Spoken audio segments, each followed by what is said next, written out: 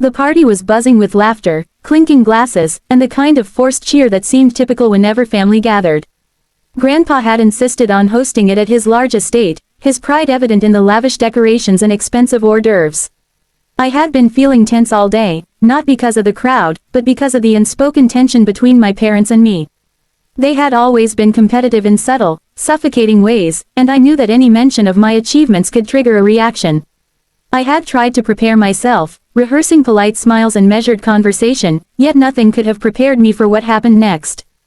Grandpa, ever the unpredictable one, had been wandering from group to group, talking and laughing with old friends.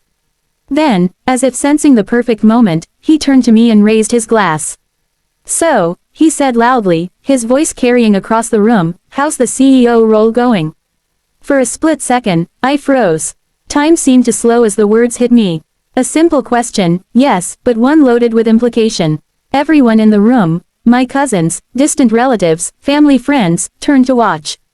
My parents, standing together nearby, visibly stiffened. Their faces had always worn a mask of confidence and control, but in that instant, it faltered. I could feel the heat rising in my chest, my palms starting to sweat, yet I knew I had to respond. It's going well," I managed, my voice steadier than I felt. Grandpa's eyes twinkled, a mix of pride and mischief reflecting in them. He knew exactly what he was doing. He had always loved to tease, but this time, the teasing carried a weight that none of us could ignore. It wasn't just curiosity, it was recognition, the kind that my parents had tried to overshadow all these years. The room held its breath. I could see my mother's eyes narrow, her lips pressing into a thin line, as though she were trying to calculate the perfect response, one that could somehow undermine my success without making her look petty. My father, usually so poised and commanding, was caught mid-chew of a canapé, and for a moment, he looked uncertain, caught in the glare of both Grandpa and me. I had never seen them like this, hesitant, unsteady, human in a way I hadn't realized they could be. Grandpa chuckled softly, raising his glass again. "Well, I always knew you'd make a mark," he said, his tone warm yet pointed. The subtle emphasis on "you" was enough to send a ripple of tension through the room. Everyone laughed nervously, unsure whether to join in celebration or to step back from the awkwardness that hung like an invisible curtain. I smiled, keeping my composure, but inside, my heart was racing. This was the first time in years that someone in my family had publicly acknowledged my achievements without filtering them through comparison, judgment, or subtle undermining. My parents' reaction, or lack thereof, was almost worse than confrontation. They froze completely, standing in place as if rooted to the spot. My mother's hand, which had been delicately holding a wine glass, trembled slightly, betraying the control she so fiercely maintained. My father's jaw tightened, and I noticed the faintest flicker of discomfort in his eyes. The energy shift was palpable, the room itself seemed to hold its breath, caught between Grandpa's pride and my parents' unspoken denial. I realized in that moment how much power Grandpa held, not just over the family, but over the narrative of my life. He had always been the one who noticed things that mattered, the one who could cut through pretension and see the truth. And now, in a single question, he had illuminated my achievements and forced my parents to confront them. I felt a surge of validation and relief, the kind that comes when years of hard work are recognized without bias or doubt. People began to murmur, the tension breaking as others tried to fill the silence with casual conversation. I could see my cousins exchanging glances, whispering quietly, as if commenting on the rare moment of victory that I had claimed in front of the whole family. Grandpa, ever the orchestrator of subtle drama, gave me a wink, and I knew he was silently cheering me on. My parents, meanwhile, seemed to shrink inward, trapped in a moment of acknowledgement they couldn't control, forced to witness the respect and admiration directed toward someone they had long underestimated. I took a deep breath, letting the warmth of the room settle back around me.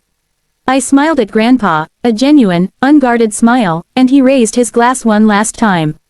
The moment had passed, but the impact lingered. For the first time, I had stood in the spotlight of my family's attention and not felt the familiar pang of inadequacy or comparison. I had been recognized as who I truly was, a CEO, a leader, someone my family could no longer dismiss or ignore. The party continued, conversations flowing and laughter resuming, but I carried with me a quiet triumph.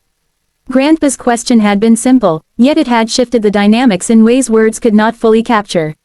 In that instant, I realized that acknowledgement and truth could pierce even the thickest walls of family tension.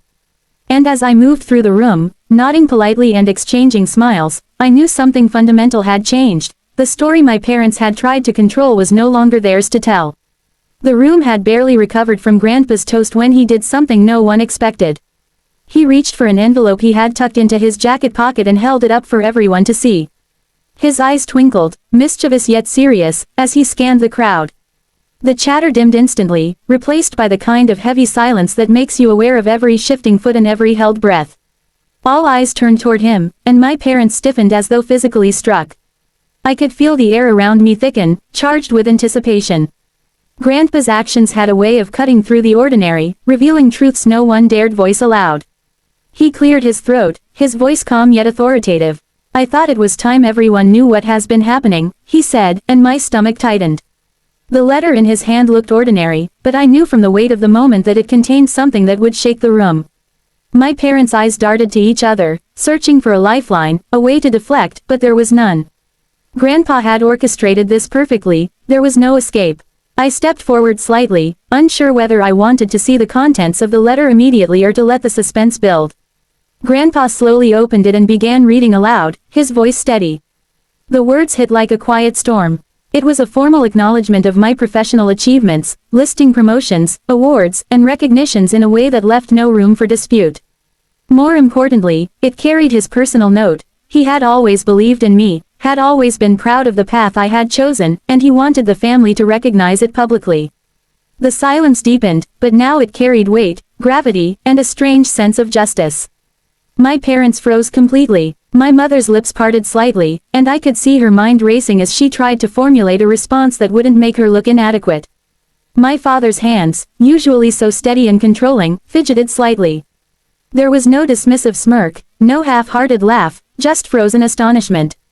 I realized that for the first time in my life, they had no shield against recognition that didn't involve them. The letter, Grandpa's words, and the room's attention left them powerless. I felt a strange mix of triumph and empathy.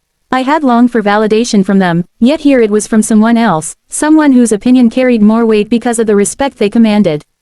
Grandpa's reading was meticulous, almost ceremonious, and every word was deliberate.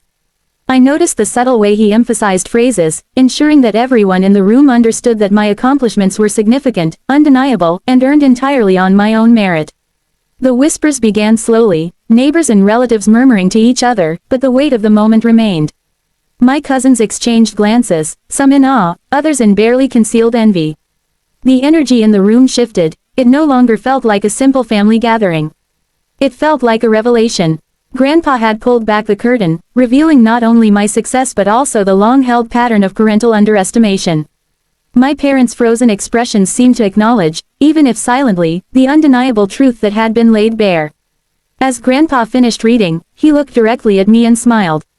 There was pride there, unfiltered and unconditional, and it felt as though a long-held burden had been lifted. The warmth of his gaze contrasted sharply with the tension radiating from my parents. I realized then that the room had become a theater of truths, some celebrated, some confronted, some quietly endured. My parents remained silent, their frozen faces gradually giving way to faint expressions of discomfiture. I could sense the internal dialogue playing out behind their eyes. Denial, frustration, a touch of embarrassment, and finally, reluctant acknowledgement. There was no need for words. The letter, Grandpa's tone, and the room's attention had conveyed everything that needed to be said. For years, they had tried to define my worth on their terms, and now, in front of everyone, those terms had been dismantled with a simple, deliberate act. I felt a rush of clarity.